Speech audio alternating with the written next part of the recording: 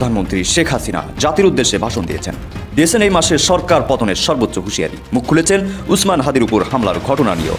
আগামীকাল 16 ডিসেম্বর সারা দেশে কিয়ামত ঘটানোর হুঁশিয়ারি দিয়েছে শেখ হাসিনা। বাংলাদেশের ইতিহাসে যত রেকর্ড আছে সকল রেকর্ড ভেঙে দিবে শেখ হাসিনা। শেখ হাসিনা যদি আল্লাহ হায়াত দেয় বাংলাদেশে আসে 20 থেকে 25 লাখ না কোটির উপরে মানুষ ছাড়িয়ে যাবে এয়ারপোর্টে। একদিনে ইতিহাস গড়বে শেখ হাসিনা যদি বাংলাদেশে আসে, ইতিহাসের সকল রেকর্ড ভেঙে ফেলবে। এই যে একটা চ্যালেঞ্জ তৈরি হয়েছে, এই চ্যালেঞ্জ কি ডক্টর ইউনূস মোকাবেলা করতে পারবেন? তিনি কি আদৌ নির্বাচনটি অনুষ্ঠিত করতে পারবেন? এই মুহূর্তে ইউনূসের সামনে যে চ্যালেঞ্জ সেটি ওভারকাম করার সক্ষমতা ডক্টর ইউনূসের নেই। তাহলে এই নির্বাচন কি আদৌ হবে? যদি নির্বাচন হয় তাহলে আওয়ামী লীগ কিভাবে তা প্রতিহত করবে? আওয়ামী লীগ কেন তফসিল প্রত্যাখ্যান করলো, বয়কট করছে না? আসসালামু আলাইকুম প্রিয় দর্শক, নতুন একটি নিউজে আপনাদেরকে স্বাগতম। দর্শক, বাংলাদেশের যে বর্তমান রাজনৈতিক প্রেক্ষাপট এবং যে পরিস্থিতির সৃষ্টি হয়েছে তারই আলোকে আপনাদের সামনে বেশ কয়েকটি গুরুত্বপূর্ণ ভিডিও নিয়ে হাজির হয়েছি, যার কিছু অংশ বিশেষ ভিডিও শুরুতেই দেখেছেন। দর্শক, ভিডিওর শুরুটা দেখেই কিন্তু বুঝতে পেরেছেন আজকের ভিডিওটি কতটা গুরুত্বপূর্ণ হতে চলেছে। তাই বলবো 1 সেকেন্ডও না টেনে পুরো ভিডিওটি দেখবেন। চ্যানেলে নতুন হলে সাবস্ক্রাইব করে রাখবেন পরবর্তী আপডেট পাওয়ার জন্য। ভিডিওতে একটি লাইক করে দেখতে থাকুন সম্পূর্ণ ভিডিওটি। করে মারে তো তখন আবার তার জন্য আহাজারিও করে। দেখা যায় যারা মারে তারা যেন আরও জোরে বেশি আহাজারি করছে। সেটা আপনি একটা ঘটনা থেকে আপনারা দেখতে পাচ্ছেন যে সেখানে যে সমস্ত হত্যাকাণ্ড হয় তার নিজেদের মধ্যে ঘটছে, সেখানে যারাই মারছে তারাই আবার দেখি সমবেদনার জন্য এগিয়ে যাচ্ছে আর সে আকুল হয়ে কাঁদছে। আর যত হত্যাকাণ্ড, পুলিশ হত্যা, আওয়ামী লীগ নেতাকর্মী হত্যা, সাংবাদিক, আইনজীবী, একের পর এক সেই 16 জুলাই থেকে যে হত্যাকাণ্ড শুরু করেছে। এবং যখন আমি জুডিশিয়াল ইনকোয়ারি কমিশন করলাম তাদেরকে কাজ করতে দিল না ইউনূস। কেন দেয়নি? তার কারণ এই হত্যাকাণ্ডের সঙ্গে সে নিজে জড়িত, তার মেটিকুলাস ডিজাইনেই হত্যাকাণ্ড ঘটেছে এবং এখনও যা ঘটছে সেটাই ঘটছে। কিন্তু একবার এই সন্ত্রাসী জঙ্গিদের জেলখানা থেকে মুক্তি দিয়ে যখন তাদের হাতে অস্ত্র দিয়ে মাঠে নামিয়েছে কি আওয়ামী লীগ ধ্বংস করতে, আওয়ামী লীগ তো এখন ঘর ছাড়া, বাড়ি ছাড়া, চাকরি হারা, ঘর বাড়ি হারা, সব হারায়। কারণ আওয়ামী লীগে না পেয়ে নিজেরা খুনোখুনি করবে এবং সেটাই এখন শুরু হয়ে গেছে। আর যে নির্বাচনের তফসিল দিয়েছে তারপরে তো আরও তাদের খুনোখুনি আরও বাড়বে, নিজেদের মধ্যেই বাড়বে। কিন্তু জুলাই মাসে যারা হত্যাকাণ্ড ঘটিয়েছে তাদেরকে দিয়েছে ইন্ডেমনিটি, অর্থাৎ দায় মুক্তি। আর আওয়ামী লীগের নেতাকর্মীর বিরুদ্ধে মিথ্যা মামলা। তা আপনার ক্ষতি যারা করছে তাদেরকে ছেড়ে দিয়ে দূরে বসে কাঁদলে তো চলবে না। যতজন মানুষ একসাথে ঘর বাড়ি পুড়িয়ে যাচ্ছে, সবাই যদি একজোট হয়ে নামেন, এই সন্ত্রাসীরা তারা যাবে কোথায়? এই জুলুমবাজরা যাবে কোথায়? হ্যাঁ, আমি জানি এখন আইনের শাসন নাই, বিচার ব্যবস্থা নাই, কিচ্ছু নাই। আপনি মামলা করতে গেলে মামলা করতে দেবেন না, উল্টো যে মায়ের খায় তার বিরুদ্ধে মামলা দেয়, যে মারে তাদের মাথায় করে নাচে। কিন্তু এর খেসাও তাদের দিতে হবে। শেখ হাসিনা যদি আল্লাহ হায়াত দেয় বাংলাদেশে আসে 20 থেকে 25 লাখ না কোটির উপরে মানুষ ছাড়িয়ে যাবে এয়ারপোর্টে।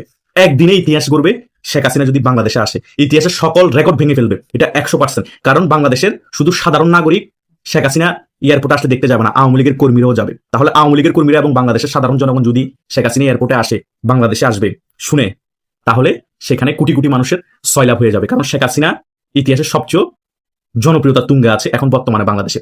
এটা জন্য সবচেয়ে বড় অবদান কার? এটার জন্য সবচেয়ে বড় অবদান হচ্ছে এই ডক্টর ইউনূস গংদের এবং এই রাজাকারের শাবক যারা আছে তারাই শেখ হাসিনাকে এখন বাংলাদেশে অনেক বেশি জনপ্রিয় করে তুলেছে তাদের কার্যকলাপের মাধ্যমে।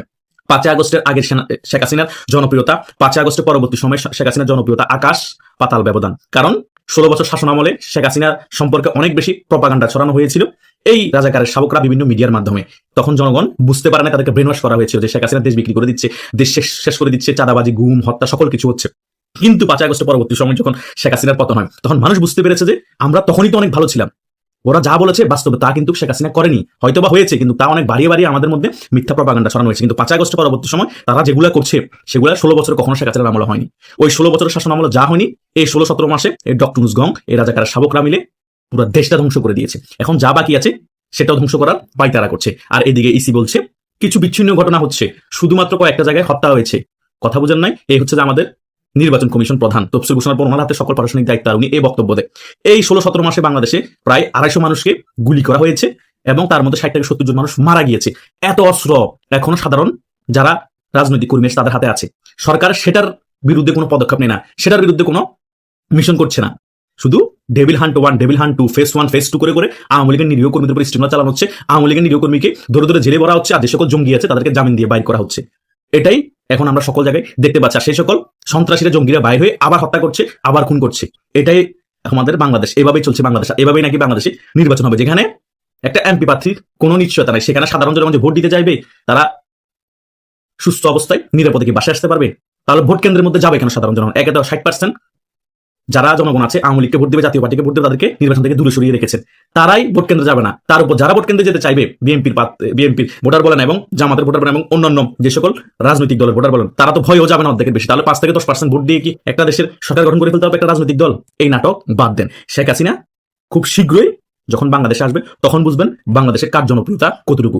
তারেক জিয়া 18 থেকে 19 বছর পরে বাংলাদেশে আসবে বলেছেন, সেখানে নাকি 20 থেকে 25 লাখ মানুষ হবে। আর শেখ হাসিনা যদি আর 6 মাস বা 1 বছর পরেও আসেন বা 3-4 মাস পরেও বাংলাদেশে আসেন, কোটি কোটি মানুষ এয়ারপোর্টে আসবে। পৃথিবীর ইতিহাসে যত রেকর্ড আছে সকল রেকর্ড ভেঙে দিবে। আমি পৃথিবীটা বাদ দিলাম, বাংলাদেশের ইতিহাসে যত রেকর্ড আছে সকল রেকর্ড ভেঙে দিবে শেখ হাসিনা। ওনার জনপ্রিয়তা এই পরিমাণ তুঙ্গে এখন বাংলাদেশে আছে। তাই যত ধরনের ষড়যন্ত্র করেন করতে পারেন, আওয়ামী লীগকে যত কোণঠাসা করার করতে পারেন, কিন্তু বেশি সময় দাবি রাখতে পারবেন না। অলরেডি আনস্টেবল হয়ে গিয়েছে সরকার এবং নির্বাচন কমিশনও উল্টাপাল্টা বক্তব্য দেওয়া শুরু করে দিয়েছে। ডেভিল হান্ট ফেস 2 করবে, এই করবে সেই করবে। স্বরাষ্ট্র উপদেষ্টা উল্টাপাল্টা বক্তব্য দেওয়া শুরু করে দিয়েছে। হাদির জায়গায় বলতেছে ওসমান ফয়সাল সে মারা যায়নি, তাকে মৃত ঘোষণা করে 50 লাখ টাকা পুরস্কার দিবে বলছে। এদিকে আবার স্বরাষ্ট্র উপদেষ্টার পদত্যাগের জন্য ডাকসুর বিপি সাদিককেও স্বরাষ্ট্র উপদেষ্টার কার্যালয় ঘেরাও করবে। তো নির্বাচনী প্রচারণা নাই, স্বরাষ্ট্র উপদেষ্টার পদত্যাগ চাচ্ছে। এদিকে খুন হচ্ছে, গুম হচ্ছে, দেশের মধ্যে মেসাকার পরিস্থিতি চলতেছে। দেশের অর্থনীতি একেবারে পঙ্গু, শিক্ষা খাত শেষ, স্বাস্থ্য খাত শেষ। এই অবস্থা কিসের নির্বাচন? বাংলাদেশের এখন 80% মানুষ চাচ্ছে আওয়ামী লীগ ছাড়া, জাতীয় পার্টি ছাড়া কোনো নির্বাচন না হোক। বিশ্বের বড় বড় বাঘা দেশ চাচ্ছে, জাতিসংঘ চাচ্ছে, ভারত চাচ্ছে। তো এই অবস্থায় আপনি কিভাবে নির্বাচন দিবেন? নির্বাচনের কোনো বিন্দু মাত্র পরিবেশ আছে। এবং জামাত ইসলামী নির্বাচন অংশগ্রহণ করলো, তারাও মনে মনে চাচ্ছে নির্বাচন না হোক। এনসিপিও মনে মনে চাচ্ছে নির্বাচন না হোক। শুধু একটা দল নির্বাচন চাচ্ছে, কে? বিএনপি। কেন চাচ্ছে তারা ভালো করে জানে। তাদের প্রতিপক্ষ আওয়ামী লীগ নিয়ে কোনো রকম একটা টানাফাড়া নির্বাচন হলে তারা ক্ষমতায় চলে আসবে। এখন শুধু প্রধান নির্বাচন কমিশন ঘোষণা দেখ বাংলাদেশ আওয়ামী লীগ নির্বাচন করতে পারবে, তাদের নিষেধাজ্ঞা তুলে নিয়েছে ডক্টর সরকার। দেখবে যে বিএনপি নাচানাচি, বিএনপি তখন জামাতের সাথে জোট করতে চাইবে, ওই দলকে জোট করতে চাইবে, তোমরা সবাই আমাদের পক্ষে আসো, আমরা সবাই গণঅভ্যুত্থানের শক্তি, আমরা সবাই এক পক্ষে আওয়ামী লীগকে হারাই ফেলতে হবে, এই ধরনের নাটক শুরু হয়ে যাবে। তখন দেখবে যে নির্বাচন একটু পিছাক, এই সে কত কাহিনী যাবে শুধু আওয়ামী লীগ নির্বাচন অংশগ্রহণ করবে। এটা শুনলে দেশের মধ্যে তখন ভূমিকম্প সুনামি তৈরি হয়ে যাবে। এই যে রাশেদ খান টানাফাড়া এগুলো বড় বড় চাপাবাজি করে বক্তব্য দেয়, এদেরকে খুঁজেও পাবেন না তখন। কথা বলছেন, তখন বিএনপি লাইনে থাকবে, কারণ কম্পিটিটর তো আওয়ামী লীগের বিএনপি। এসব টানাফাড়া টোকাই মোকাই এগুলো কম্পিটিটর। এখন খালি মাঠ আছে, এরা বিভিন্ন ধরনের গালগপ্প করতে পারছে, কারণ যে মনে বাঘ থাকে না তখন সকল প্রাণ নিজেকে বাঘ মনে করে। কারণ আওয়ামী লীগ নাই এখন, এ সকল টানাফাড়ারা নিজেদেরকে বড় নেতা মনে করে। 5টা ভোট নাই এদের পিছিয়ে, 5টা কর্মী নেই, এরা চাপাবাজি মারে মিডিয়াতে সামনে আসলে, এই হয়ে গেছে সেই হয়ে গেছে। কথা বুঝেন না? বাস্তবতা এটা। বাস্তবতা হচ্ছে শেখ হাসিনা জনপ্রিয়তা এখন বাংলাদেশের তুঙ্গে, ক্লিয়ার কাট হিসাব। শেখ হাসিনা শুধু ডিগলার দেখ আমি বাংলাদেশে আসছি, এয়ারপোর্টে কোটি কোটি মানুষের 6 লাখ হয়ে যাবে। কথা বুঝেন না? কেউ ঠিকই রাখতে পারবে না। ডক্টর মুজের কাউন্টডাউন যে শুরু, সেটা মোটামুটি তফসিল ঘোষণার পরে দিনই ক্লিয়ার হয়ে গিয়েছে, কারণ তিনি কোনো নিরাপত্তা দিতে পারবেন না। সাধারণ ভোটারদের কোনো নিরাপত্তা নাই, কোনো এমপি প্রার্থীর নিরাপত্তা নাই। বুঝেন না ব্যাপারটা? তাহলে ভোট কেন্দ্রে ভোট দিতে কারা যাবে? তোমরা কামড়াকামড়ি করবা, তোমরা মারামারি করে, তোমরা সিল মেরে ভোট দিবা। এই ভোট জনগণ অনেক আগে প্রত্যাখ্যান করেছে এবং বিশ্বের সকল দেশও নির্বাচনের আগেও প্রত্যাখ্যান করছে এবং নির্বাচনের পরে প্রত্যাখ্যান করবে। আর ওই পাতানো নির্বাচনের ফলে যে সরকার আসবে, ওই সরকারকে কোনো দেশই স্বীকৃতি দিবে না, এটা লিখে রাখেন। তাই নির্বাচন বানচাল হওয়াই দরকার এবং আবার নতুন করে তফসিল ঘোষণা করে আওয়ামী লীগের উপর যে নিষেধাজ্ঞা দেওয়া আছে সেটা তুলে নিয়ে আওয়ামী লীগ সহ জাতীয় পার্টির একটা সত্যিকারের একটি সুষ্ঠু ইনক্লুসিভ নির্বাচন দেওয়া দরকার। তাও কি ডক্টর মুসরুদ্দিন না, একটি নির্দলীয় তত্ত্বাবধায়ক সরকারের আন্ডারে। এটাই হচ্ছে বাংলাদেশের জন্য মঙ্গলজনক হবে। আগামী 12ই ফেব্রুয়ারি ভোট, কিন্তু একটি প্রশ্ন পুরো দেশকে তাড়িয়ে বেড়াচ্ছে। নিষিদ্ধ আওয়ামী লীগ নির্বাচন প্রত্যাখ্যান করেছে কিন্তু বয়কট করেনি। তাহলে এই নির্বাচন কি আদৌ হবে? যদি নির্বাচন হয় তাহলে আওয়ামী লীগ কিভাবে তা প্রতিহত করবে? আওয়ামী লীগ কেন তফসিল প্রত্যাখ্যান করলো, বয়কট করছে না? নিষিদ্ধ অবস্থায় কি কি পথে নির্বাচন প্রতিহত করা সম্ভব? সম্মানিত দর্শক, সম্পূর্ণ ভিডিওটি দেখলেন, অবশ্যই বুঝতে পেরেছেন ভিডিওটি গুরুত্বপূর্ণ ছিল। দর্শক, এই ভিডিওতে যে তথ্যগুলো আপনারা পেয়েছেন এ বিষয়ে আপনাদের কি মতামত তা অবশ্যই কমেন্টে জানাবেন এবং পরবর্তী আপডেট ভিডিওগুলো সবার আগে পেতে চ্যানেলটিকে এখনই সাবস্ক্রাইব করে রাখুন। এই মুহূর্তে বিদায় নিচ্ছি, দেখা হবে পরবর্তী কোনো ভিডিওতে। সে পর্যন্ত ভালো থাকুন, সুস্থ থাকুন। আসসালামু আলাইকুম।